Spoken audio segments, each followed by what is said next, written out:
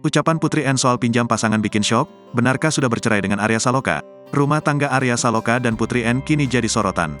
Berbagai rumor tentang keretakan rumah tangga mereka mulai beredar.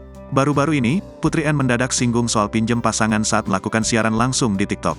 Pada video tersebut, Putri N sedang melakukan live TikTok dengan rekannya.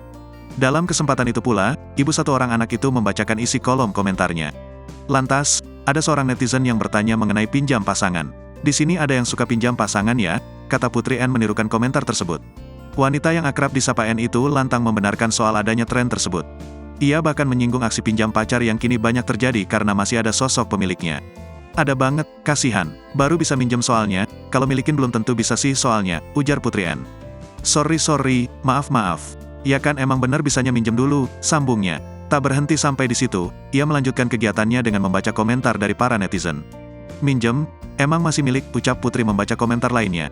Bak isyaratkan hal serupa terjadi padanya, ia pun memberikan jawaban tak terduga yang bikin syok bukan kepalang. Ya dulu sih, tetap kan, lanjutnya. Bahkan di akhir video saat ada netizen bertanya mengenai keberadaan Arya Saloka, ia justru menjawab tidak tahu.